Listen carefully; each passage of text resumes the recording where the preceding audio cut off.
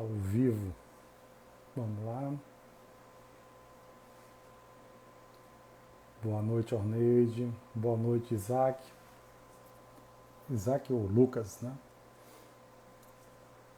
Boa noite, Coronel Araújo Gomes. Já vejo o senhor entrando aqui. Boa noite, senhoras e senhores, caros associados da Força Invicta. Estamos aqui na nossa segunda terça jurídica e o convidado da noite, palestrante, é o Coronel Carlos Alberto Araújo Gomes. Vou fazer aqui o convite dele, enquanto os demais assistentes ingressam. Pronto, Coronel, citação do convite.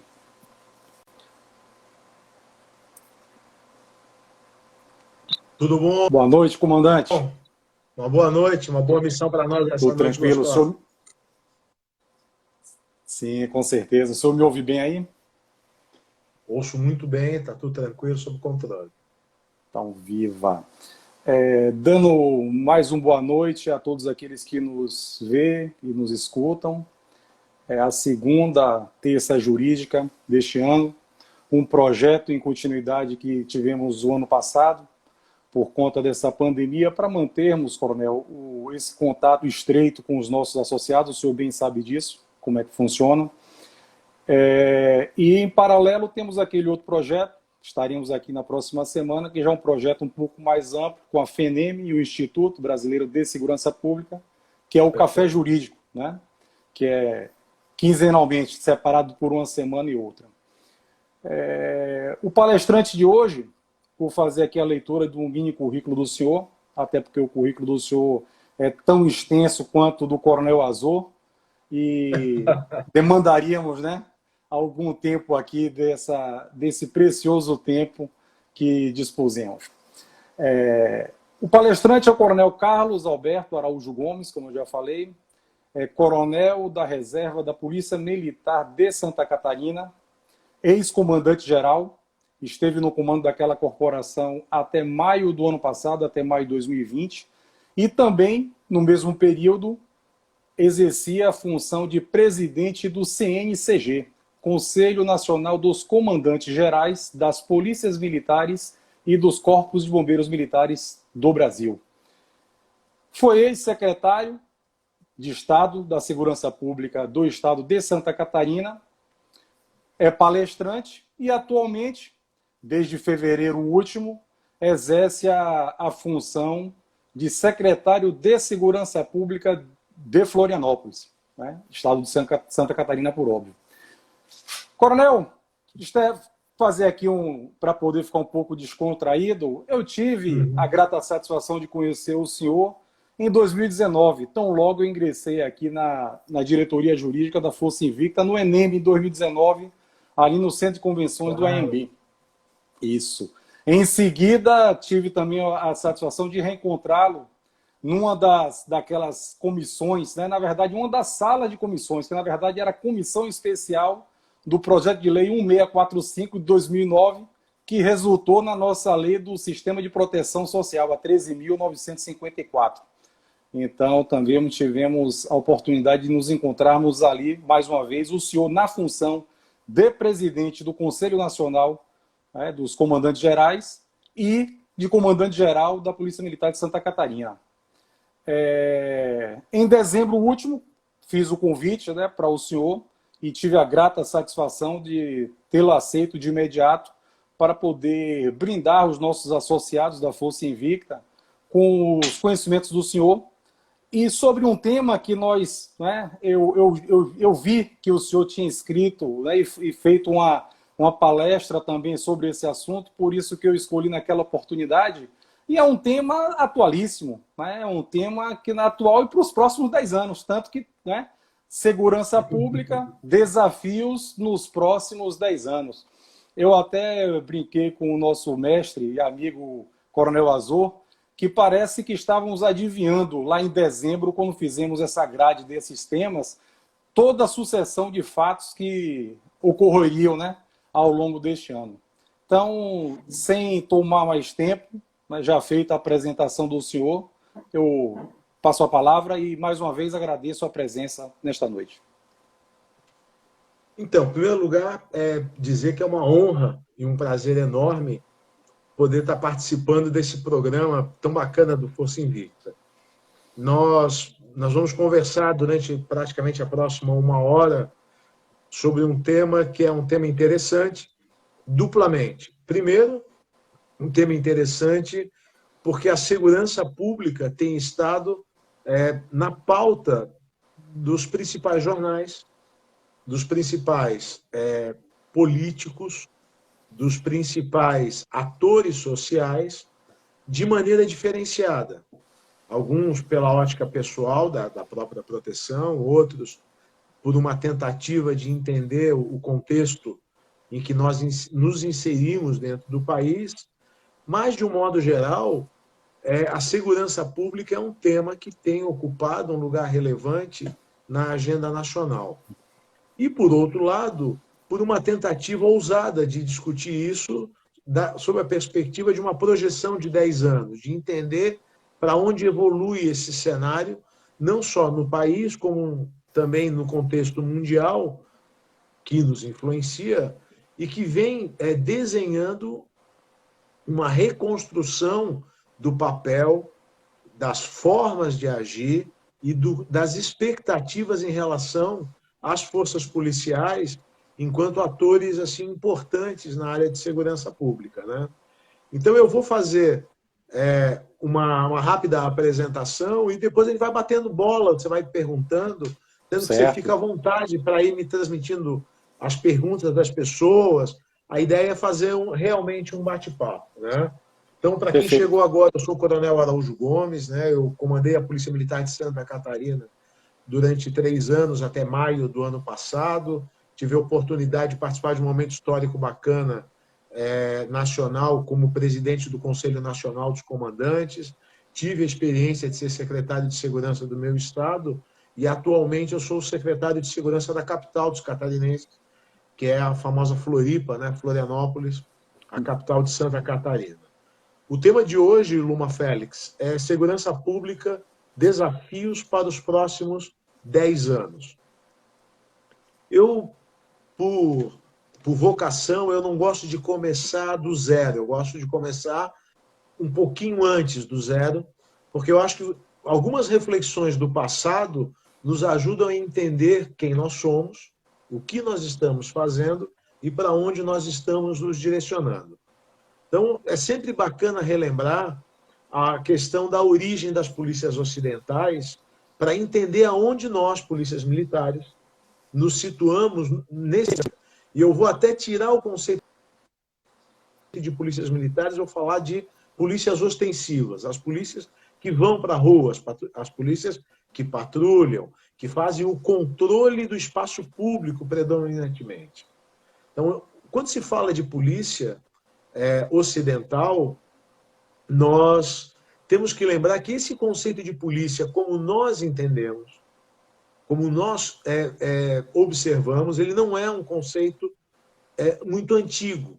Ele é um conceito iluminista, ele é um conceito da Revolução Francesa. Quando a Revolução Francesa desenhou nos seus princípios um conjunto de direitos e garantias individuais inerentes ao cidadão, ela colocou lá no rodapé uma frase que para nós é importantíssima. Então, ela criou um conjunto de regras para falar da igualdade do cidadão, e ela colocou ali no final assim: e posto para que isso aconteça, é necessário que se institua uma força pública e que ela seja instituída para o bem de todos e não a fruição de alguns.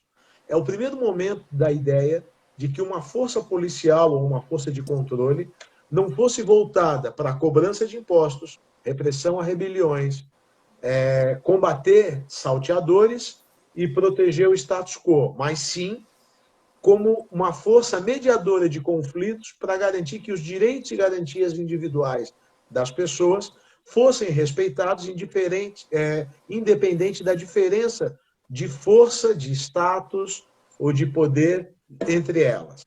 Então, essa é uma face da polícia moderna, que é a face iluminista, a polícia promotora de direitos.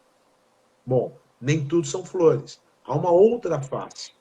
A Revolução Industrial traz para as cidades uma heterogeneidade social, cultural, que acaba rompendo aquele estado de equilíbrio que garantia a ordem da cidade e o funcionamento das coisas. Para quem quiser ter algo palpável, vale a pena lembrar do filme Gangues de Nova York, onde mostra justamente a cidade recebendo imigrantes, com diferentes culturas, com diferentes valores, o conflito entre eles, a dificuldade do controle de espaço, dos hábitos, dos conflitos, e aí entra um conceito que é o conceito da polícia profissional, fazendo o controle social. Uma polícia que vem junto com dois outros instrumentos de controle social muito em voga até nos dias de hoje. Então, é desta época, de quando as cidades cresceram e saíram de controle, o serviço social, que é onde o Estado profissionaliza a tutela das famílias que não são capazes de se tutelar, ou das crianças que não são capazes de ser tuteladas por suas famílias. Os romances mais bacanas dessa época falam dos orfanatos, né? Charles Dickens, Oliver Twist, tal, essa questão. A saúde pública, a demolição dos cortiços, o controle das pandemias, e olha só que tema atual. Pois e a polícia profissional, onde sai da polícia do controle social que é feito pelo próprio cidadão, onde o agente da lei é o juiz que convoca, quando precisa, cidadãos para serem a força policial, e entra uma polícia profissional de controle social. Por que eu digo isso? Porque para projetar os próximos 10 anos, é fundamental entender que nós somos instituições meio Jack and Hyde, médico e monstro. De um lado, uma vocação permanente de buscar ser uma polícia iluminista, promotora de direitos. Uma polícia que é chamada para proteger os fracos, para fazer com que as coisas injustas sejam corrigidas. E, por outro lado, uma polícia de controle social, que pode ser da pessoa que chama porque o som do vizinho está alto, porque alguém parou em local proibido e ele não consegue tirar o carro, porque a praça foi ocupada por desordeiros, ou porque uma manifestação está trancando a única entrada da cidade. Por que eu falo isso? Porque, na verdade, essa dupla face está o tempo todo emergindo. Uma hora nós somos mais protetores de direito, outra hora nós somos mais controle social.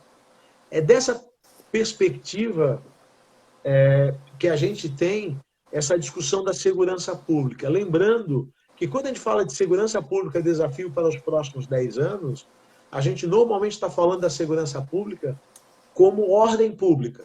Confere? E a ordem pública entendida nas 3 grandes dimensões. A tranquilidade pública, que é a ausência de desordem, ou o controle sobre a desordem. A salubridade pública, que é a ausência ou controle, as ameaças à saúde, e olha aí, a gente sempre achou que isso era uma coisa distante, olha o papel das forças policiais no controle de medidas sanitárias, e a segurança pública propriamente dita, que é o controle ou ausência de crime. Então, quando a gente junta os 3, a gente entende, primeiro, a dupla face nossa, iluminista, controle social, num espectro de atuação gigante que vai desde o policial que controla o trânsito na frente da escola, até aquele que vem para calar o vizinho barulhento, até aquele que cuida do meio ambiente, que cuida das estradas, que previne acidente, que dá palestra, que controla as torcidas de um jogo de futebol, que estabelece normas de ocupação do espaço público, que reprime quem viola essas normas. Então, entender isso é importante para entender, assim, qual a pergunta de $1 milhão? Qual a pergunta de $1 milhão quando se fala de segurança nos dias de hoje? Qual é aquela pergunta do milhão que é o top? Quais os desafios, quais os eixos quais os vetores que representam a atuação da força policial na produção de segurança nos próximos anos. Eu gosto de dividir em 3 grandes eixos. Primeiro eixo, o desafio de controlar a criminalidade. Primeiro eixo é o de ser capaz de reduzir o risco de que crime, violência e desordem ocorram. Atuar sobre a frequência e a gravidade dos incidentes. É a parte mais concreta da missão da segurança pública. Fazer com que reduza furto, roubo, violência contra a mulher, violência doméstica, estelionato, homicídios, violência, lesão corporal, é a parte da produção material do resultado do nosso trabalho. Porém, vale a pena entender que esse desafio é apenas uma parte, é um eixo dos desafios futuros. Então, controlar a criminalidade é uma parte. Qual é o segundo? Atuar sobre o comportamento das pessoas, a percepção das pessoas e reduzir o medo. O medo de ser vítima do crime e da violência. A forma como nós impactamos o comportamento das pessoas em relação ao medo é uma dimensão super relevante e uma expectativa gigantesca das pessoas em relação à segurança pública. Quer dizer, como o medo de ser vítima do crime influencia as tuas decisões do dia a dia. Se a tua filha pode voltar mais tarde do cursinho de ônibus. Se o teu filho pode ir jogar bola no bairro do vizinho. Se você pode sair para almoçar no domingo e deixar a tua casa sozinha e ela não vai estar limpa quando você voltar. Se você pode parar para apreciar a vista numa praia à noite, sozinho. Se você pode fazer uma transação bancária utilizando a senha do teu cartão de crédito. Então, a questão do medo é o segundo vetor. E qual é o terceiro? O aumento da confiança nas estruturas policiais e de segurança pública. O aumento da confiança das pessoas na capacidade do Estado de prover segurança, de reduzir o crime e de reduzir o medo. Quer dizer, se a gente olhar do ponto de vista, ou da perspectiva de gestão, vocês vão perceber que os 3 eixos que eu aponto têm a ver com a gestão de produtos. Então, você tem a primeira vertente, que é o marketing, que é o produto propriamente dito, são as entregas que nós fazemos, a nossa atuação reduzindo criminalidade. O segundo tem a ver com marketing, como o usuário do nosso serviço enxerga o impacto do que nós produzimos na vida dele. E o terceiro, o brand, a construção da marca, a projeção da marca da segurança pública como referência dentro desse universo. Bom, aí, se a gente pegar os 3 eixos, nós temos vários temas importantes. Quando fala em controlar o crime, quais são as teorias de base que nós... Para nós, o crime é fruto de contextos sociais, é fruto de patologias psicológicas, é fruto de situações que se montam, ou é uma combinação disso tudo? E qual é a nossa capacidade e o nosso papel nessa redução? E aí eu não vou dar respostas, eu vou fazer perguntas. Primeiro, na redução do crime, qual o papel da legislação? Qual o alcance da estrutura normativa para reduzir o crime de verdade? Nós tivemos várias experiências no Brasil nas últimas 2 décadas, onde crimes de repercussão aumentaram pena, mudaram regras, transformaram crimes comuns em crimes hediondos, mudando a forma de cumprimento das penas. Qual o impacto disso de verdade? Segunda pergunta que eu faço, qual o papel das novas tecnologias? De que maneira câmeras, analíticos, algoritmos, modelos de análise, modelos preditivos, biometrias, serão capazes de contribuir para a redução da criminalidade. E a terceira pergunta, nesse tema do controle do crime, aonde fica o policial nisso tudo? Qual o papel do policial? Ele é um cumpridor de lei? Ele é um law enforcement agent? Ele é um agente de cumprimento da lei? Ele ele vai se tornar um grande ator tecnológico? E nós teremos o policial predominantemente agindo baseado em algoritmos e tecnologia? Ou ele vai se tornar uma espécie de cirurgião, alguém que tem as mais avançadas tecnologias à sua disposição, mas vai ter talentos humanos que são insubstituíveis? A capacidade de lidar com decisões complexas, com questões éticas e morais indefinidas, com valores culturais de grande diversidade. Então, esse é talvez o primeiro grande desafio. O segundo desafio, então, é o de reduzir o medo. E as perguntas também se colocam quando a gente pensa nos próximos 10 anos. Quais são os componentes do medo moderno e de que maneira a gente consegue influenciar? Deve ter entre os 41 que estão nos assistindo alguns comandantes de unidade ou alguns comandantes de guarnição, algumas pessoas que já trabalharam com segurança pública, tendo a responsabilidade territorial. Quantas vezes vocês se sentiram angustiados percebendo que, apesar das estatísticas terem caído, as pessoas continuam reclamando e se comportando como quem vive numa área violenta? E qual é a nossa capacidade de afetar esse comportamento nas pessoas? Esse talvez seja um dos grandes desafios, porque é bem provável que a expectativa sobre segurança pública esteja mais no comportamento que ela produz sobre nós do que no que as estatísticas dizem.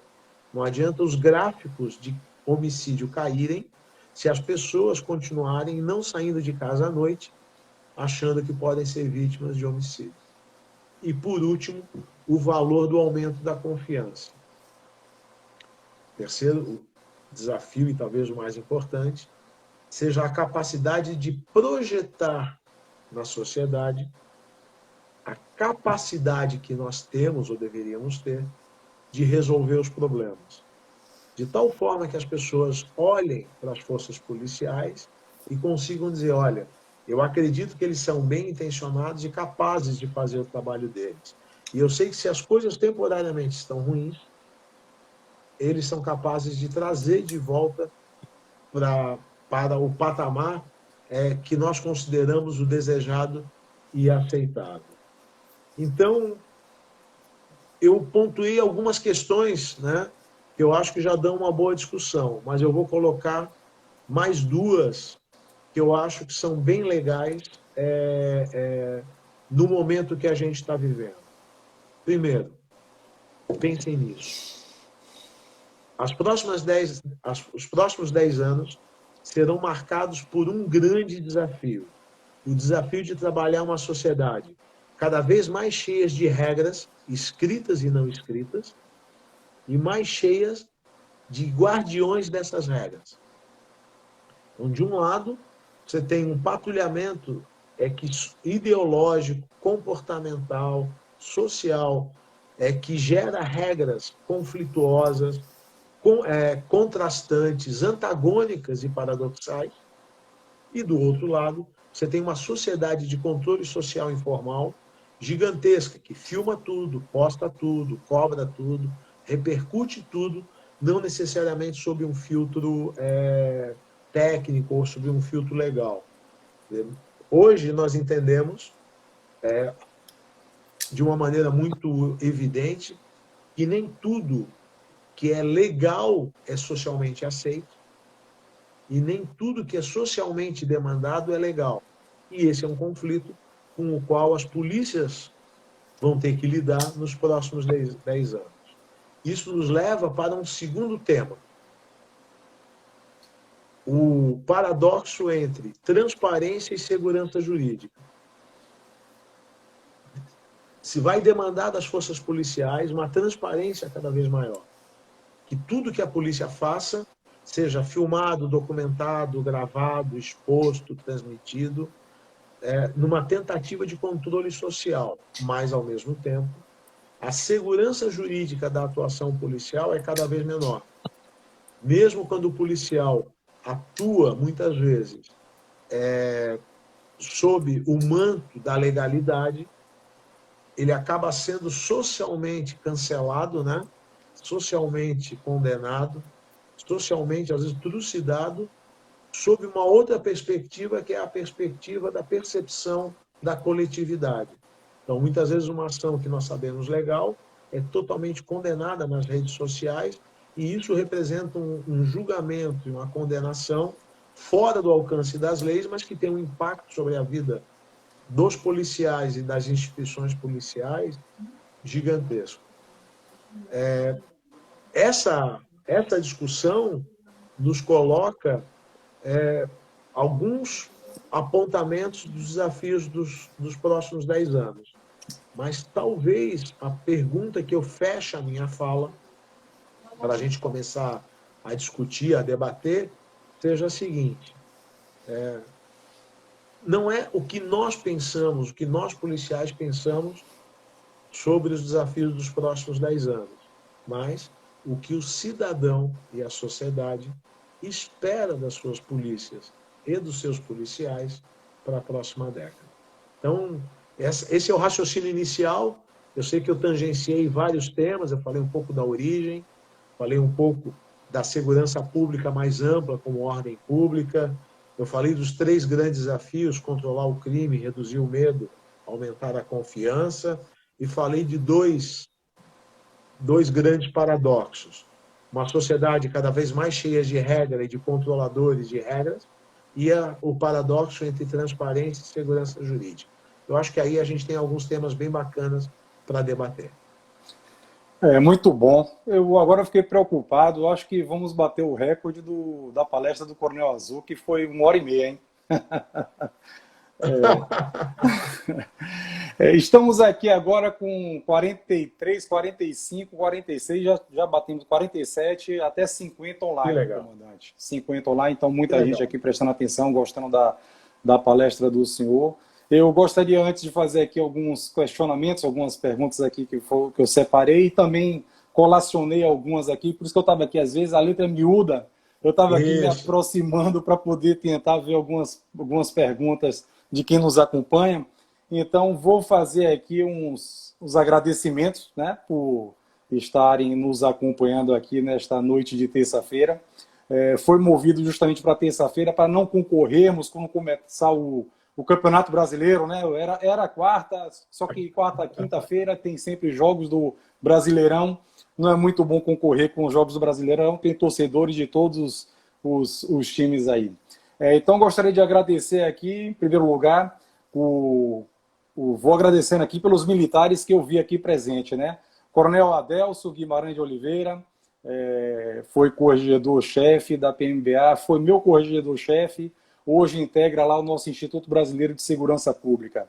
O Tenente-Coronel Edmilson Tavares, o Major Josevan, vi ele aqui, não sei se ainda se encontra, foi meu contemporâneo de academia. Acabou de adentrar, agora há pouco, o amigo e irmão Major Roger Vasconcelos, diretor jurídico da FENEM, vice-presidente da associação lá do Rio Grande do Sul. E também fazer aqui uma lista, falar aqui rapidamente alguns, né, amigos, parentes que adentraram, meus e do senhor, e também associados: Suzane Andrade, Orneide Corrêa, Sheila Marcelo, doutor Kleber Freitas, doutora Jaqueline Salles, Fernanda Martione, tomara que eu acerte teu nome, lá de Curitiba, amiga do nosso Coronel Assunção, está nos prestigiando desde a primeira terça-feira, da primeira terça jurídica. Jackson Vander, César Eduardo, Carlos, não sei se é FIM ou FLN, eu sei que ele é lá da Guarda Municipal de Florianópolis, que ele fez aqui uma menção elogiosa ao senhor. Temos Guarda Municipal de Florianópolis, né? e mandou um grande abraço para o senhor. A Sheila Marcelo falou que o senhor foi um excelente comandante e está fazendo muita falta. Legal. Obrigado, Sheila. Coronel, antes de fazer aqui as perguntas dos nossos assistentes, eu separei aqui algumas, né, perguntas. São as perguntas um pouco explicativas, né, um pouco longas, para podermos as perguntas são fatiadas, né, em tópicos. O artigo 144 da Constituição Federal, é o artigo onde está lá a segurança pública, ele, literalmente falando, né, em verbos, ele traz que a segurança pública, dever do Estado, né, dever do Estado, direito e responsabilidade de todos, é exercida para a preservação da ordem pública e da incolumidade das pessoas e do patrimônio, através dos seguintes órgãos. Aí vai e elenca, né, no seu caput ainda naqueles incisos. Polícia Federal, Polícia Rodoviária Federal, Polícia Ferroviária Federal, a previsão em que pese inexistente, polícias militares, corpos de bombeiros militares e polícias civis. Para aí. Mais adiante, desce um pouco, ele fala lá, dever do Estado, do Estado.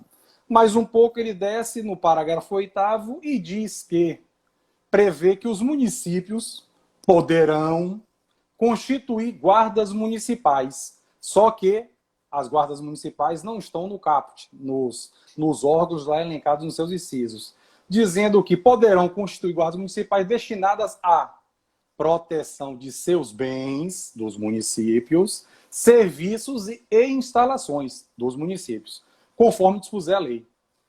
Só que, como eu disse, não consta do rol, né, taxativo lá do caput, né, dos seus incisos. E qual é a pergunta em relação a isso? Nós sabemos que o modelo de segurança pública no Brasil é esse. Só que na atualidade e também, sobretudo, nos próximos 10 anos, com certeza, a criminalidade, ela migrou, né? Ela migrou, ou seja, antes era nos grandes centros, eram nas capitais. Hoje, há uns 15, 20 anos atrás, exemplo, cada estado tem sua realidade, por óbvio. No Rio de Janeiro isso começou antes, na Bahia começou depois, Santa Catarina também um pouco depois, mas hoje não tem diferença entre capital e interior do estado, de qualquer estado do território nacional. Então a criminalidade se espalhou por todo o território nacional. Então eu pergunto ao senhor, mesmo tendo esse modelo, né, ou seja, que não prevê que as guardas municipais elas exerçam, né, a segurança pública e tão somente, né, a proteção das instalações, bens e serviços dos municípios. O que é que o senhor acha no futuro, no médio prazo, 5, 10 anos, há uma possibilidade, uma tendência de uma municipalização da segurança pública? Então tá. Eu vou começar de trás para frente. Né? Certo. Quando se fala da municipalização da segurança pública, eu não entendo que seja excludente com o modelo atual, mas uma extensão do modelo atual para o nível municipal. Uma coisa é verdade, todos os países ocidentais possuem polícias locais. A polícia local é uma tradição ocidental. Só que ela tem sempre características muito peculiares, exceto nas grandes metrópoles, dos modelos, principalmente anglo-saxões, mas não apenas. As polícias municipais, elas são polícias mais voltadas para os crimes de pequeno potencial ofensivo, para as infrações administrativas e posturas municipais e para o controle da ordem pública na gestão da cidade, o controle do funcionamento dos comércios, o controle do trânsito, a mobilidade, enfim, essas questões. Quando se fala da estrutura nacional, qual é o cuidado que a gente tem que ter ao abordar esse assunto? Em primeiro lugar, é lembrar que quando se fala do texto constitucional, a gente pode ressaltar que as guardas municipais, assim como as polícias militares, há muito ampliaram na prática o que seria o texto originalmente restritivo das suas missões constitucionais. Então, quando o constituinte, lá na Constituição anterior, falava de segurança pública, pô, nós conseguimos ampliar isso para a ordem pública e conseguimos ampliar, em relação às polícias militares, essa compreensão ampla da ordem pública como a tranquilidade pública, a salubridade pública e a segurança pública propriamente dita, consolidando o papel das polícias militares, inclusive no que diz respeito à competência residual. A ordem pública ampla, então, é competência das polícias militares, aquilo que as demais não têm competência exclusiva ou que, por motivos institucionais ou até, às vezes, conjunturais, não dão conta. As guardas municipais têm um processo semelhante. A partir de uma compreensão ampla do que sejam instalações, propriedades e serviços municipais, e aí começam as discussões. A praça é do município ou é um espaço público?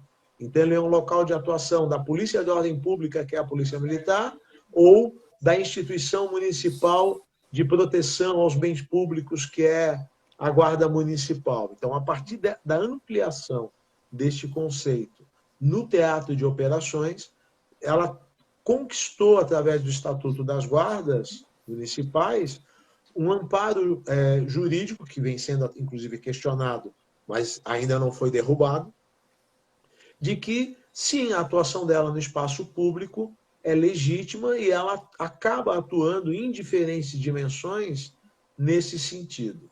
Qual é a percepção que eu tenho para os próximos anos?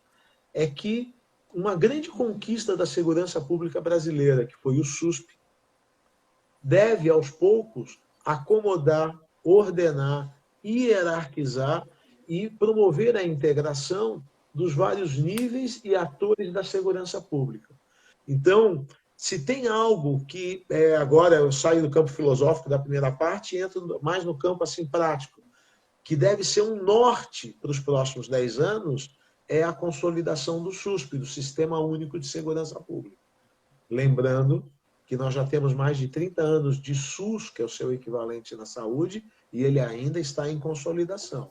E nesse novo modelo de SUSP, nós temos 3 aspectos que impactam a tua pergunta. O primeiro, o SUSP reconhece o papel do município na produção de segurança pública. Lembrando que, quando ele fala disso, ele não fala só de guarda municipal. Ele fala do papel mais amplo de regulação do uso do solo, do ordenamento do parcelamento urbano, das características urbanísticas de prevenção situacional ao crime, das intervenções sociais que reduzem os fatores de risco e aumentam os fatores de proteção das pessoas em relação ao crime e assim por diante. Segunda característica do SUSP, ele cria uma nova lógica de financiamento da segurança pública. E nessa nova lógica de financiamento, ele estabelece direcionamento de recursos para os 3 níveis, reconhecendo o papel do município na segurança pública. E é impossível pensar isso dissociado das guardas municipais, onde isso acontece. E terceira característica do SUSP é que ele estabelece um novo modelo de governança, criando no CONASP, no Conselho Nacional de Segurança Pública, uma instância capaz de produzir políticas e diretrizes em nível nacional, inclusive com as representações dos atores. Está ali, por exemplo, o CNCG, que é o Conselho Nacional dos Comandantes Gerais. Qual o desafio, então, como contraponto? É que a segurança pública está se revelando razoavelmente cara. E não são todos os municípios que têm condições de bancar, de arcar com essa atividade de polícia local que tem nos outros países. Até porque hoje o município arca com boa parte das políticas públicas previstas como direitos constitucionais.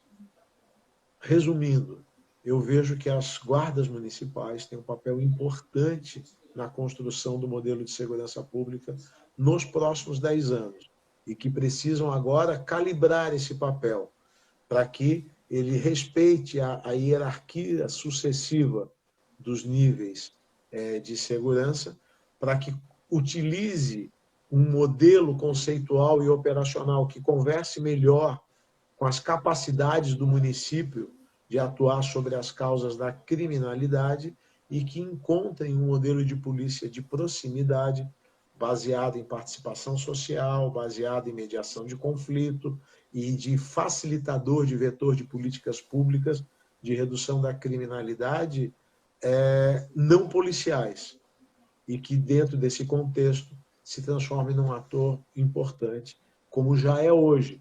As guardas municipais são uma realidade hoje extremamente importante num número significativo de municípios brasileiros. Muito bom.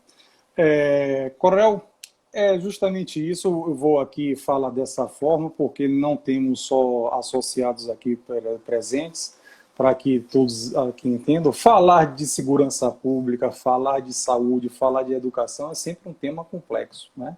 Então, segurança pública não é somente, né, o que muitas pessoas veem aí, não, o policial militar, não é isso? Ou seja, o militar estadual da PM ou o policial civil, ele em operação, ele coloca uma arma na cintura, embarca numa viatura e faz frente a uma diligência. Não, existem diversos fatores que envolvem, como o senhor bem colocou aí, né? Não vamos adentrar o tema, porque senão vai ficar muito complexo, que são justamente as políticas públicas de segurança, e não da de segurança pública, como o senhor falou, ordenamento do solo, iluminação pública, né? Aí vem também a educação, que vai influenciar saneamento básico, diversos fatores que vão influenciar no resultado, né, ou não da criminalidade. E mudando aqui um pouco a pergunta, eu ia fazer aqui uma sequência, mas para poder uma pergunta um pouco mais apimentada, na opinião do senhor, quais as implicações, né, eu vou me reportar àquela decisão monocrática que teve do ministro Fachin, do STF, em junho, salvo engano, do ano passado. O senhor entende que, se o senhor entender que houveram, né, que na verdade se houve implicações, né, houveram implicações negativas com aquela decisão de que proibindo operações policiais nas comunidades do Rio de Janeiro durante a pandemia. E então as operações só poderiam ocorrer em situações extraordinárias. E nós sabemos que o tráfico, ele se esconde nas comunidades, por óbvio que mora muita gente boa. Aliás, a sua esmagadora maioria. Mas só que os traficantes, eles se escondem justamente atrás dessas pessoas de bem, não é? Então, o senhor acha que houveram, né, implicações negativas para a segurança pública desta decisão? Então, baita pergunta. Acho que se depender de mim, a gente vai falar até as 3 da manhã. Esse tema, porque esse tema é um tema muito bacana, né? Então, vamos falar de algumas convicções. A primeira convicção é de que sempre é um erro imaginar que se vai derrotar não que é uma expressão militar, mas que se vai controlar o problema do domínio do espaço público por organizações criminosas, retirando a polícia da equação. Todos os lugares que tentaram fazer isso, todas as vezes que se tentou fazer isso, houve fracasso. Não significa que todas as vezes que se fez baseado na polícia deu certo, mas com certeza, todas as vezes que se fez sem a polícia, isso deu errado. Por quê? Porque o crime organizado, ele domina o espaço público a partir de um vácuo de poder, um vácuo de autoridade, de presença do Estado, que tem, na ausência da polícia, a sua expressão mais forte, mais marcante. Então, todas as vezes que nós tiramos a polícia de uma região, ela piora, ela degrada seus indicadores. Nem sempre isso aparece nas estatísticas, porque uma das consequências colaterais é que reduz a liberdade das pessoas para denunciar. E aí a gente sabe que numa favela, quem chamar a rádio patrulha porque alguém roubou o seu bujão de gás, uma favela dominada pelo crime organizado, provavelmente esse morador de bem, que acreditou no Estado, vai ter consequências se a polícia não é presente lá 24 horas e se ela não domina o espaço público. Então essa é a primeira observação e convicção que eu faço. Segunda convicção que eu tenho, não adianta entrar com políticas sociais você não afasta o crime organizado. Uma das capacidades do crime organizado nestas comunidades é se apropriar das melhorias sociais que são colocadas enquanto ele ainda domina o espaço. O governo vai lá, o Estado vai lá e coloca um campinho para melhorar a socialização. Se o Estado não controla o espaço público, é o traficante que diz quem pode jogar no campinho. O Estado vai lá e monta um projeto social com oficinas de profissionalização. O traficante vai lá e diz assim, olha, tudo bem, mas quem é da parte de cima do morro, se descer aqui, eu passo, porque eles são alemão lá do outro lado. Bom, por que eu digo isso? Porque quando você coloca uma decisão que parte do pressuposto de que a ação policial é negativa e coloca os limitadores técnicos como quase uma punição, você está sendo multiplamente injusto. Primeiro, injusto com o esforço de décadas para tentar controlar algo que parece incontrolável, inclusive com o custo de muitas vidas policiais. Segundo lugar, é injusto com as pessoas que só contam com a polícia como segurança naqueles locais. Lembrando que a maioria esmagadora das pessoas que moram nessas comunidades não é que elas gostam do crime organizado, elas toleram e convivem quando o Estado se mostra ineficaz em erradicar ele do espaço público, do controle das relações sociais. E terceiro lugar, parece injusto com o ordenamento jurídico. Por quê? Porque a Constituição dá atribuições, dá competência às polícias para que elas atuem. E essa limitação limita uma competência constitucional. Embora seja um tribunal constitucional, me parece que ele vai um pouco além das suas atribuições quando ele parece legislar e não simplesmente interpretar e defender o espírito da lei que o legislador original pretendia na Constituição. Feitas essas observações, vou virar o disco. Por outro lado, parece que em muitas comunidades, em muitos lugares, é preciso que a polícia se aperfeiçoe na capacidade de produzir resultados positivos, minimizando danos colaterais. Então, a capacidade de refletir sobre a relação custo-benefício, sobre a melhoria das técnicas operacionais, e, senhores, eu falo isso conhecendo o cenário carioca, rendendo as minhas homenagens aos policiais do Rio de Janeiro, que trabalham provavelmente no mais complexo, perigoso e difícil teatro de operações do mundo inteiro. Do mundo inteiro. Eu diria até em tempo de paz, mas eu acho que rivaliza com muitos cenários de guerra.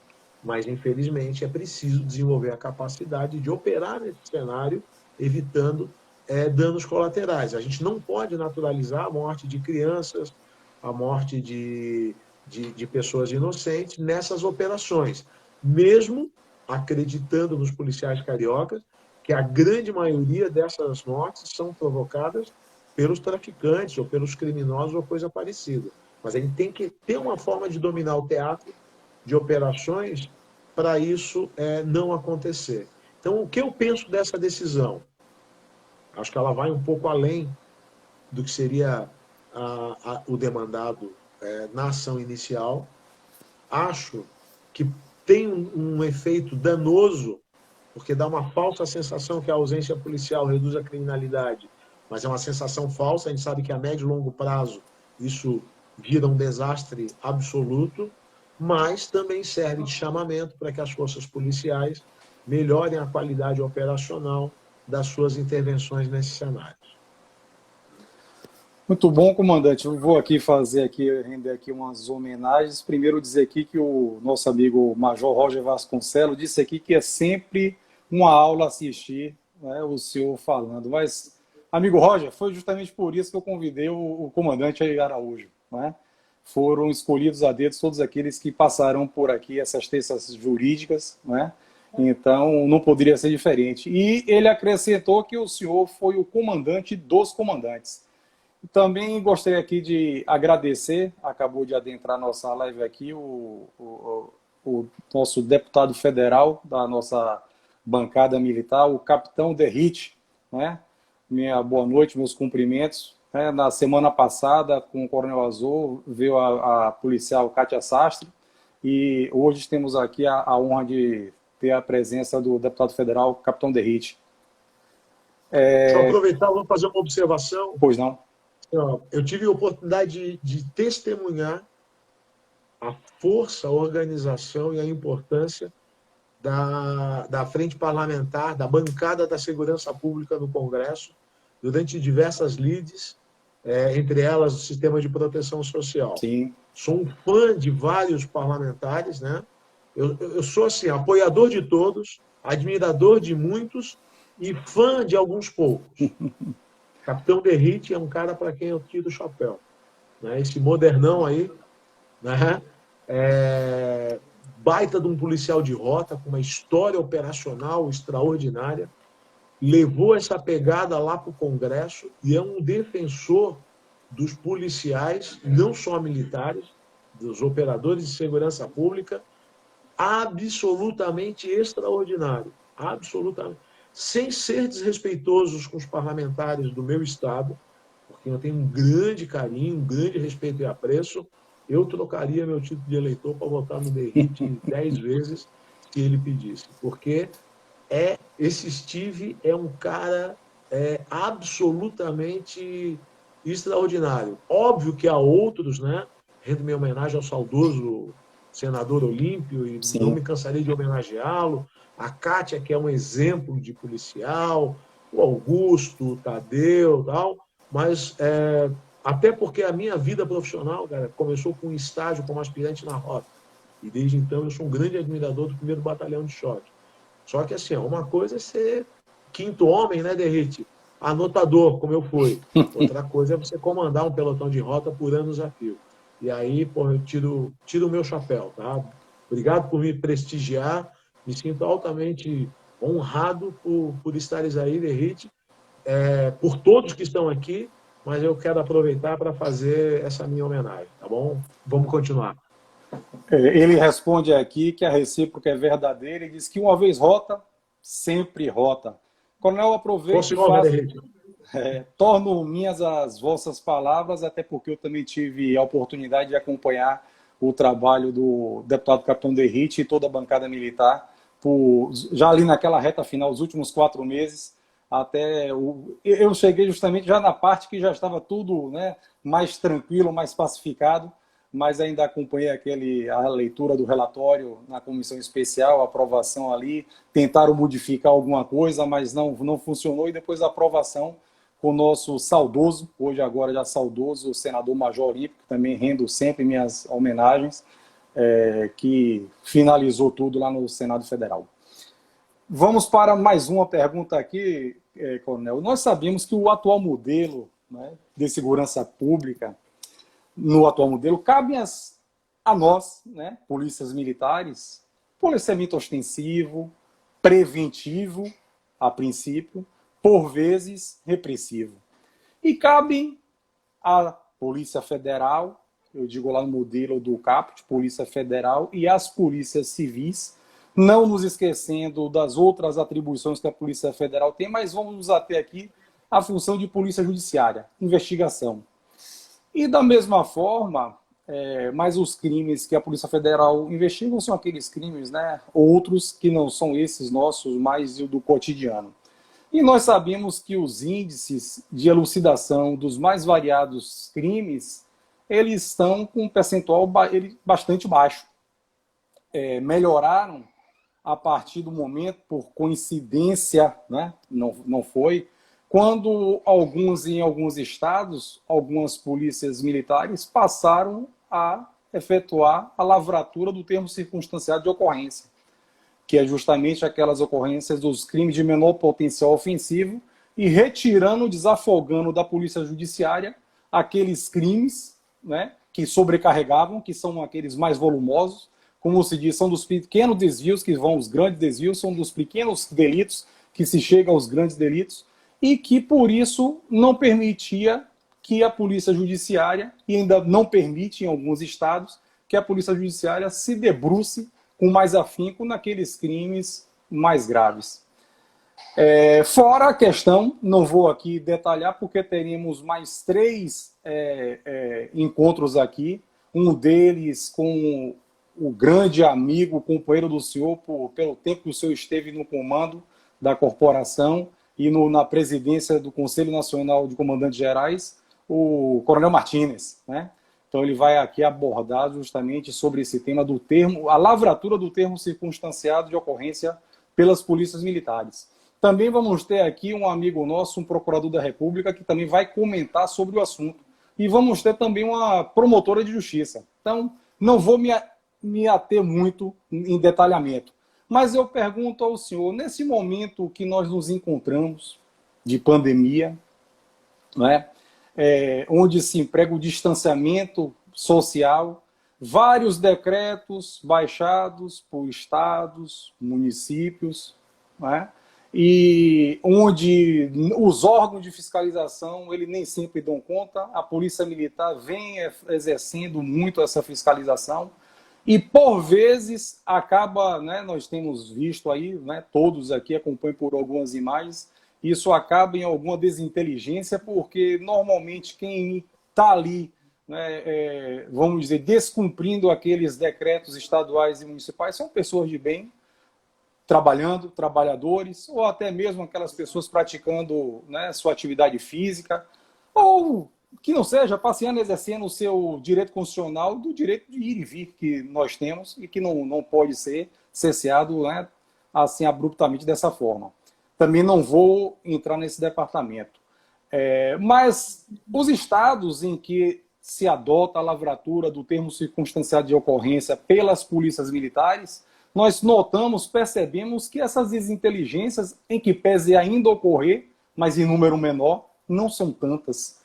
Porque é ali no local mesmo onde o militar estadual, nos estados que já avançaram, né, a Santa Catarina foi onde tudo começou, né, com o seu smartphone ou um tabletzinho, né, ali mesmo, em questão de segundos, né, o autor do delito de menor potencial ofensivo, ele assume, né, ali o comparecimento, né, ele aquece o comparecimento no juizado especial criminal, é marcado ali diretamente a audiência, pronto, e cada um segue o seu caminho, não há espaço para a desinteligência.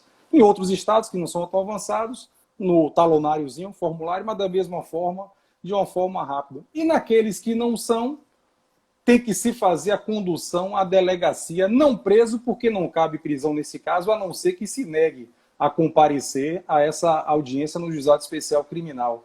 Mas é conduzido porque para fazer a lavratura do termo circunstanciado que poderia ter sido realizado ali no momento da ocorrência. Isso quando não ocorre, coronel, é porque Santa Catarina não é um estado pequeno, mas também não é tão grande como a Bahia. Na Bahia tem algumas unidades onde só tem uma guarnição, que é muito grande, são 417 municípios, e só o município sede. E aí tem só uma guarnição, ou seja, uma viatura, que fica, por vezes, distante 200 até mais do que isso, quilômetros de distância, para um local onde tem um plantão da Polícia Judiciária, para que seja feita essa lavratura. Então, o senhor aí mensura 200 quilômetros de ida, o tempo da lavratura, 200 quilômetros de retorno, gasto de combustível, né? Aquela comunidade sem aquela viatura, aquela guarnição fazendo um policiamento ostensivo. Então, aquela comunidade fica sem o policiamento. Mas, tirando isso, agora essa pandemia não seria uma oportunidade, uma boa oportunidade para aqueles estados que ainda, porque os que hoje fazem são, de forma total, são 8, né? Paraná, Santa Catarina, Rio Grande do Sul e outros. 6 de forma parcial, Minas Gerais, Rio Grande do Norte, Espírito Santo, Ceará. Não seria uma excelente oportunidade para se implementar essa lavratura do termo circunstanciado? Pô, a pergunta é bem legal. Eu não vou aprofundar a questão do TC, que o Martínez vai entrar, mas eu vou entrar, sim, na questão do ciclo completo. Tá? Primeiro, vale a pena destacar, assim, as polícias ocidentais, algumas são nacionais, outras são estaduais ou provinciais, outras são locais. Algumas são militares, algumas são civis. Algumas das competências são territoriais, outras por atribuição. Mas todas fazem o ciclo completo. Todas são responsáveis, dentro da sua área de atribuição, territorial ou funcional, desde a prevenção ao crime, até a apuração e a apresentação dos casos ao juiz. É disso que se trata. O ciclo completo, ele captura, ele amplia a capacidade do Estado de aplicar a lei. Bom, e aí como é que entra o termo circunstanciado nisso? Então, o termo circunstanciado, para quem não é do meio, ele vem da Lei 9.099, que diz o seguinte: nos crimes de pequeno potencial ofensivo, você, ao pegar alguém em flagrante, você pode oferecer para ele uma opção. Desculpa, vou voltar um pouco. Ao pegar alguém em flagrante, a lei dizia que você deveria levar para um juiz de plantão. E que nos lugares onde não houvesse juiz de plantão, como exceção, quem pegou em flagrante poderia simplesmente lavrar um termo, escrevendo o que aconteceu para o juiz, desde que a pessoa se comprometesse a comparecer em juízo. O judiciário nunca conseguiu implementar em larga escala, como já se sabia, esses plantões criminais. Com isso, o termo circunstanciado, que era para ser uma exceção, virou a regra.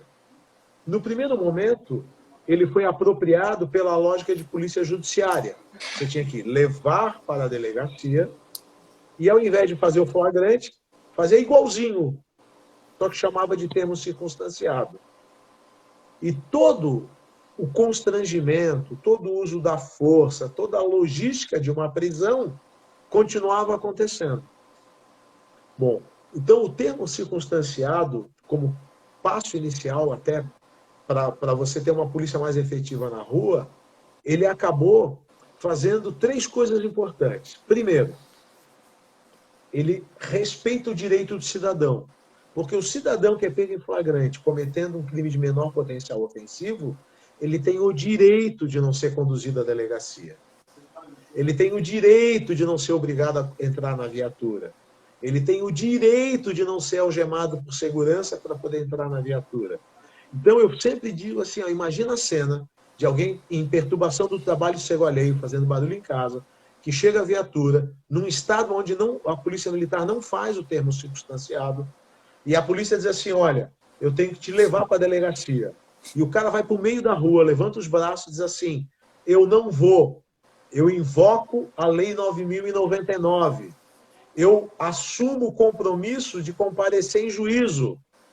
E, diante disso, não se pode me prender.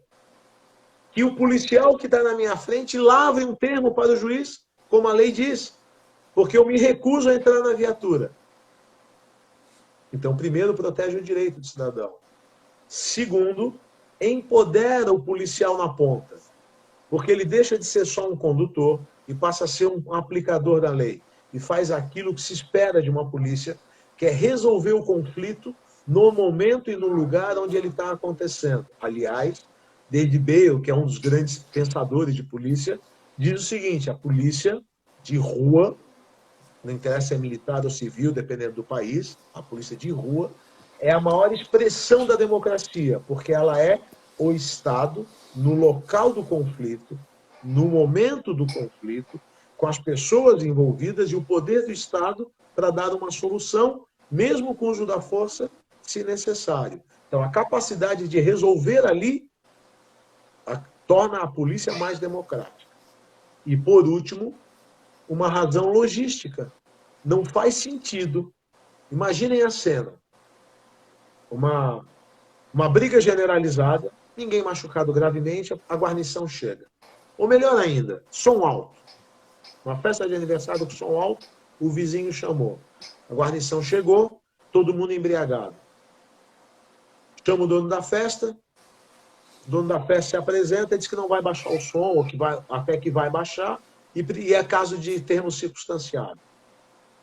Aí diz, então você precisa ir comigo para a delegacia. Eles não vão. Não vou. O Valentina diz, ó, você tem que ir porque só na delegacia que eu posso fazer o TC. Não vou, então eu vou pegar você à força. Tenta segurar, ele tenta fugir, a esposa dele vem na briga, a mãe, a cunhada também. O cunhado joga uma garrafa, o policial revida com tiro de borracha, joga 2 granadas, usa o gás, algema o cara, a mulher xinga o policial, já é presa também, enfia na viatura, anda 200 quilômetros até uma delegacia, o cara senta entre um cara pelado que surtou e um traficante de drogas, de frente com um cara que fez um assalto, espera 3 horas a vez dele, senta na frente do agente da Polícia Civil, o cara liga o computador, pergunta o nome dele, pega o que aconteceu, tira a algema dele agora, manda ele assinar o termo circunstanciado. Ele assina, pergunta, e agora? Não, agora o senhor está livre. O senhor pode voltar para casa. Depois de 6 horas de ter sido preso, algemado, para fazer uma coisa que podia ter sido feita lá no local. Tem uma lição, amigo, que eu sempre digo assim, para quem é martelo, o mundo inteiro é prego. Se tem algo que humaniza e aumenta a capacidade das polícias, é você aumentar os instrumentos que ela pode utilizar para aplicar, para reduzir os crimes, controlar os crimes, reduzir o medo e aumentar a confiança na polícia. Então, termo circunstanciado é fundamental. Vou falar de um segundo tema. Polícia administrativa. A capacidade de autuar, de multar, de notificar pequenas infrações sem ter que criminalizar os comportamentos. Segunda característica, e nós somos fortes disso também em Santa Catarina e há outros estados onde isso é forte. Por último, a visão do policial resolvedor de problema e mediação de conflitos. Sair da visão que nós somos mero aplicadores da lei e sermos capazes de entrar com mais profundidade na causa da lei, na vontade do legislador e entender o que ele queria. Vou falar da pandemia, que é um tema tabu, mas eu acho legal falar. É preciso dividir essa discussão. Uma discussão é se as medidas restritivas são eficientes, são uma boa estratégia de controle de pandemia, se os governadores têm autoridade legal para baixar essas normas. Essa é uma discussão. Eu não vou entrar nessa discussão. A segunda discussão é se a polícia militar tem competência para atuar nessa polícia sanitária. Ela tem competência para exercer o poder de polícia nessas questões voltadas para a saúde pública. E a gente já viu que na nossa missão constitucional nós temos. Porque a ordem pública, na nossa visão, e nós defendemos isso nas últimas décadas, é segurança pública, que é crime, tranquilidade pública, que é desordem, e salubridade pública, que é a saúde das pessoas. Então, tem essa capacidade, tem essa competência. Aonde não tem um instrumento da polícia administrativa, capacidade de autuar, de lacrar, de interditar, e aonde não faz o termo circunstanciado, a falta de ferramentas faz da nossa polícia uma polícia mera aplicadora da lei com o uso da força. Então, eu creio que a reflexão da pandemia é sim sobre essa questão do termo circunstanciado, da polícia administrativa e do ciclo completo. E muitas coisas que seriam resolvidas com um talão de multa no tablet acabam virando uma cena horrorosa, algemando, botando na viatura, tal, pessoas que estão descumprindo uma norma administrativa, uma norma sanitária, e que deveriam ser tratados mais no âmbito da polícia administrativa da ordem pública. Perfeito, comandante.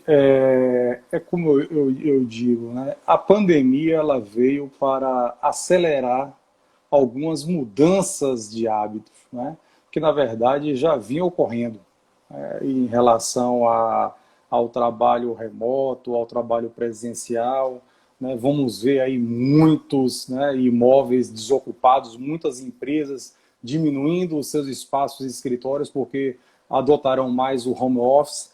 Em relação à segurança pública, da mesma forma. Então, TCO lavrado pela PM não é novidade. O ciclo completo também, esse trabalho que vem até sendo levado com muito afinco pelo Coronel Martínez, né, que vai se fazer presente, não é na próxima, acho que é no dia 14 de abril, ele estará aqui. Mas, enfim, também é uma oportunidade de se ter essa aceleração, como eu falei aqui. São 8 estados de forma completa, 6 de forma parcial, 14. Nós somos 26, não é? Com o Distrito Federal. Então, falta pouco menos da metade. Então, não seria esta a oportunidade desse avanço, essa oportunidade de procurar justamente implementar, melhorar os serviços de segurança pública, promovido pelas polícias militares, né, e pelas polícias civis também, as polícias judiciárias, enquanto não se implementa em definitivo também o que o senhor falou aí, do ciclo completo. Então, quem faz, né, se depara com a ocorrência vai até o fim, vai até o seu final. Por que para passar de uma polícia para outra, não é? Então, vou fazer aqui mais alguns agradecimentos que eu vi aqui. Eu vi aqui da 5ª Companhia Independente. Não sei, meu amigo, estou um pouco desatualizado, há 3 anos quase na reserva remunerada, então não sei quem é o atual comandante, não sei se é o comandante da 5ª Companhia, mas o meu abraço. Teve aqui um comentário, antes de eu fazer aqui uma última pergunta, se eu separar aqui, eu anotei alguma pergunta aqui de não tem muito a ver com o tema, não. Não, foi só um comentário. A Trabalho deve trabalhar com o senhor lá na Guarda Municipal, que ela tem uma honra em trabalhar com esse grande comandante, a Karina Schmidt. Né? Karina Legal. Schmidt. Bom, Karina. Aí tem aqui uma pergunta, se o senhor quiser responder, depois o senhor responde. Perguntou aqui, se o senhor acredita no cidadão armado? Se o senhor quiser responder depois, o senhor responde. Mas, enfim, junto com essa, se o senhor acredita com o cidadão armado, eu gostaria que o senhor aqui, nesse momento, desse aqui uma mensagem, da mesma forma como eu vou concitar no nosso Café Jurídico, porque no Café Jurídico teremos a participação de militares estaduais e de amigos, né, de cidadãos de dos outros estados. Então, mas qual a mensagem que o senhor passaria para os nossos associados, o militar estadual daqui da PMBA e também do Corpo de Bombeiros Militar, mas é porque essa missão mais espinhosa é da PM, não é do bombeiro. O bombeiro fica naquela parte espinhosa, mas é o bom moço, né? É como tem naquele desenho, o bom bom e o mal mal, né? Porque o bombeiro vai lá para salvar e a PM é para dizer não. A PM é para impor os limites, né? Como o senhor bem disse. Então, qual a mensagem o senhor, como já exerceu o comando de uma corporação por mais de 3 anos, foi o comandante dos comandantes, né? Como presidente do Conselho Nacional de Comandantes Gerais, o que o senhor diria para os nossos militares estaduais da PMBA, enquanto ele não tem esse instrumento, a lavratura do TCO, para poder fazer, né, resolver aquelas situações porque o 268 é um crime de menor potencial ofensivo, né? Então ele facilmente seria resolvido ali mesmo no local. Mas enquanto ele não tem, o que o senhor sugeriria, aconselharia, né, aos nossos associados?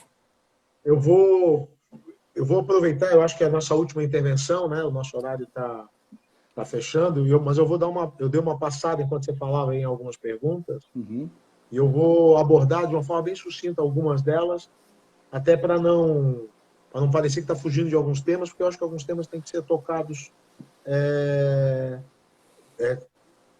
sempre quando se fala de segurança pública, né? Em primeiro lugar, é interessante essa questão do cidadão armado. Eu sou a favor do cidadão armado.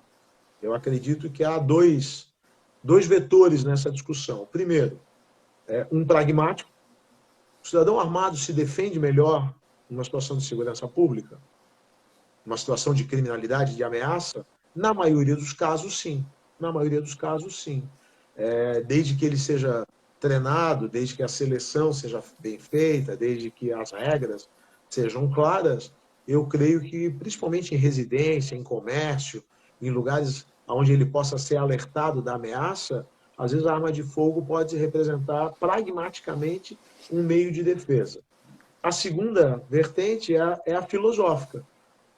Se o Estado tem o direito de limitar o acesso do cidadão a um meio de defesa de um direito tão fundamental como a própria vida.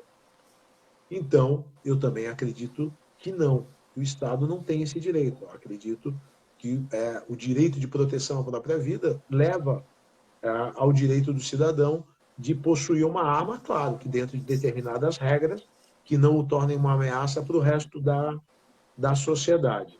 Então, acho que esse é um tema bem importante. Você deve estar se perguntando, pô, mas isso não é pior para as polícias? Provavelmente sim.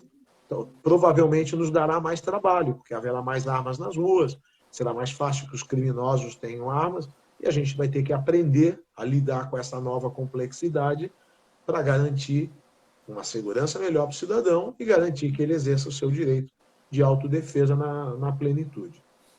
Outro tema que foi abordado aqui é quanto ao incidente lamentável do policial que foi morto ali no Farol da Barra e que está tendo uma repercussão muito grande, né?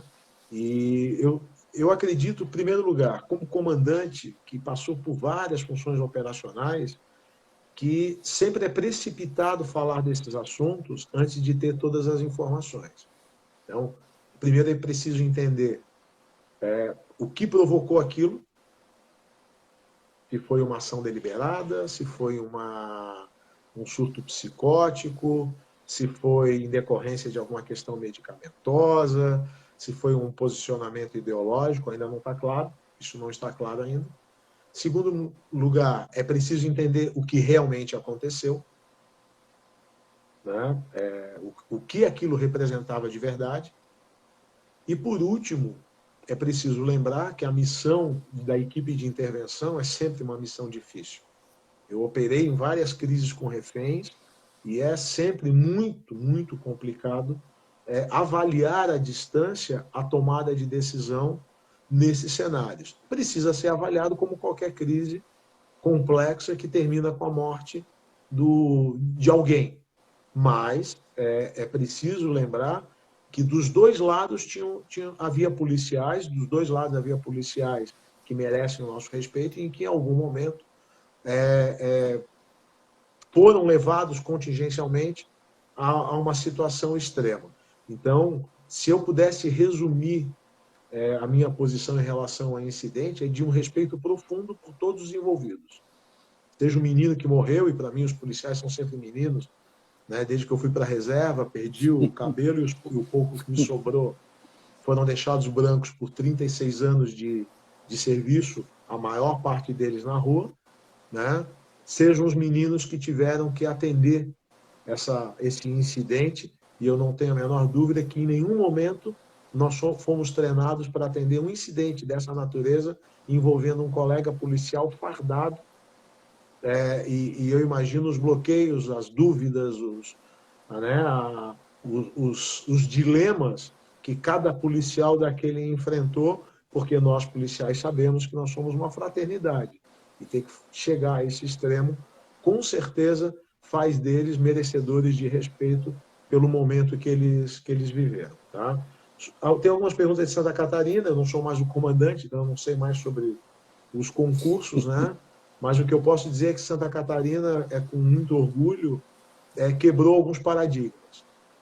Nós temos o menor efetivo da nossa história, está se recuperando um pouco, eu deixei 1.000 concursados, 500 em formação, mas, ao mesmo tempo, nós estamos com os melhores indicadores da década, mostrando que, embora o policial seja ainda a parte mais importante, ele pode fazer muito mais quando ele tem poderes ampliados legalmente por institutos como o termo circunstanciado, a polícia administrativa. Ele tem capacidade maior de produzir resultados quando tem tecnologia, informação à sua disposição. Ele é um policial potencializado quando ele é bem recrutado, bem treinado e tem bons equipamentos e bons materiais. Por último, uma mensagem, então, para os associados, para a gente terminar a fala, né? O que eu entendo é que o policial deve entrar em qualquer situação de ocorrência te vendo como um pacificador e um resolvedor de problemas. Nisso, ele precisa ser um grande leitor de cenário. Nesse cenário, é preciso entender que todos estão confusos, nervosos e assustados.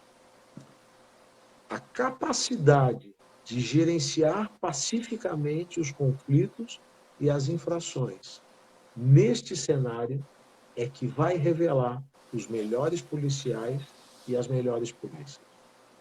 A capacidade de chegar num cenário de desobediência e de maneira tranquila, serena, segura, paciente, obter o melhor resultado para a segurança das pessoas, sem ter que fazer uso da criminalização da conduta ou uso da força para se fazer respeitar, é que vai, talvez, ser o maior legado que a pandemia vai deixar para as polícias, se nós, forças de segurança, hoje eu estou na segurança municipal, formos capazes de fazer isso.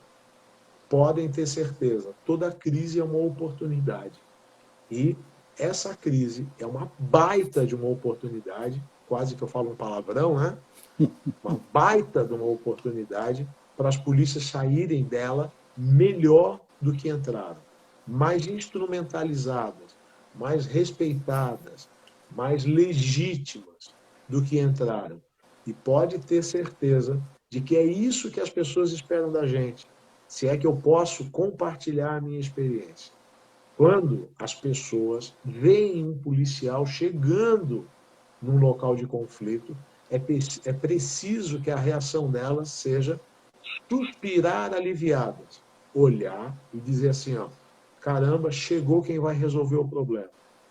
Nós frustramos as pessoas, nós decepcionamos a sociedade quando nós chegamos para potencializar o problema e deixar tudo pior do que estava.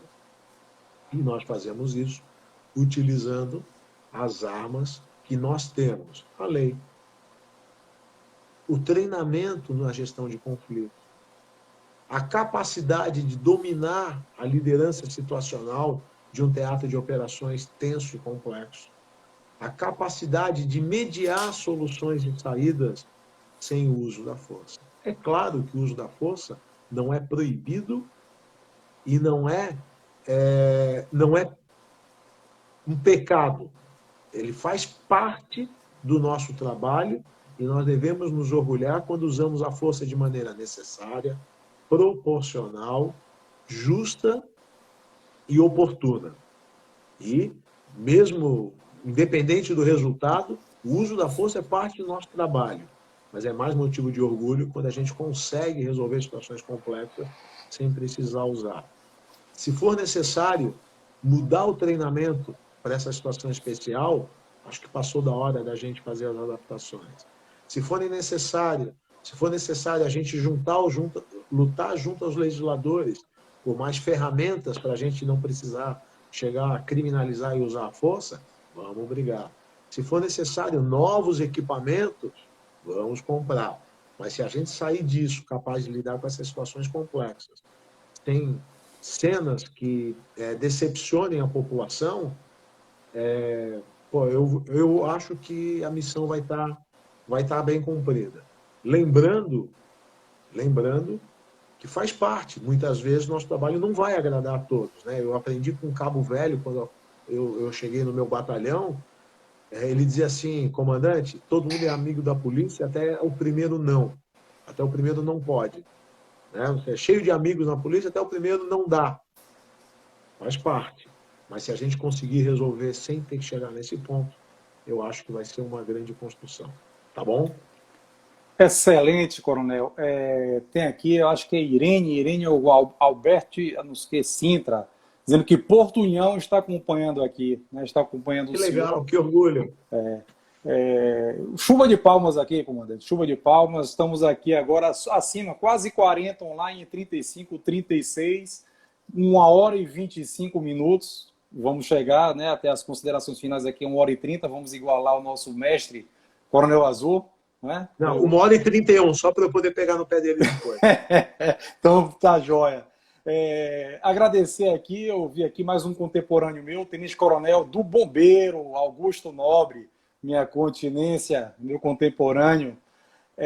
Coronel, e antes de fazer os agradecimentos, passar aqui uma mensagem aos nossos associados e que aqueles que repassam já devem ter visto, vamos fazer a divulgação amanhã. Amanhã, a partir de amanhã, começará a vacinação para a segurança pública aqui, né, em Salvador.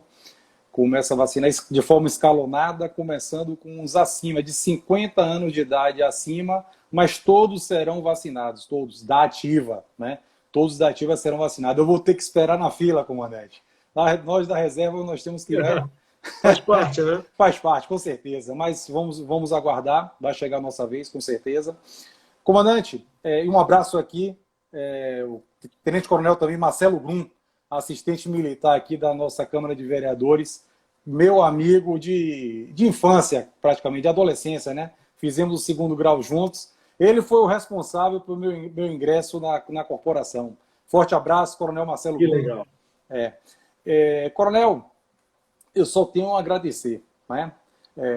Nós da Força Invicta, diretoria executiva da Força Invicta, só temos a agradecer ao senhor. Foi justamente aquilo que eu esperava, né? Sempre, né, acompanhei, não por completo uma palestra do senhor, mas acompanhava alguns trechos, né? E eu não poderia deixar de convidá-lo para fazer parte desses projetos, né? Na próxima semana estaremos juntos novamente. Aqueles que gostarem, que não tinha como ser diferente do que ouviram hoje, essa magna aula, mais uma magna aula, tivemos o Coronel Azul por 2 semanas, o senhor na data de hoje, convide os demais associados, em que pese, Coronel, essa palestra do senhor vai ficar gravada no nosso Instagram, o senhor pode ir lá mesmo, né, encaminhar os links, eu também encaminharei para o senhor, para quem o senhor queira, ou convida para visitar a nossa página para poder assistir a palestra do senhor. Então, agradeço em nome da diretoria executiva, nosso presidente, o tenente-coronel, para quem não falhar, foi promovido recentemente, né? Não é mais o major mais antigo da PMBA, tenente-coronel Copérnico Mota. Agradecemos muito a presença do senhor, os nossos associados, realmente aqueles que não estiveram aqui online, porque sabe que vai permanecer gravada em nosso Instagram, a palestra do senhor. E muito obrigado, viu? Muito obrigado, foi fantástico. E passo a palavra ao senhor para poder as considerações finais e vamos nos encontrar na próxima terça-feira e com certeza amanhã vamos fazer a avaliação de hoje, né? Então, nós temos aí quase 1h30 de conversa, que eu finalizo fazendo uma profunda reflexão no sentido de que as polícias militares são na maioria dos estados, instituições quase bicentenárias. E o que nos fez sobreviver sendo capazes de trilhar a nossa história, dizer, olha, começou no dia tal, do ano tal, foram 2 características que elas parecem antagônicas. Por um lado, um apego a determinadas crenças e valores que nos mantém coesos. A hierarquia, a disciplina, a busca pelo cumprimento da missão e assim por diante. Por outro lado, uma capacidade infinita no tempo de nos renovarmos, de fazermos leitura de cenário e de nos transformarmos.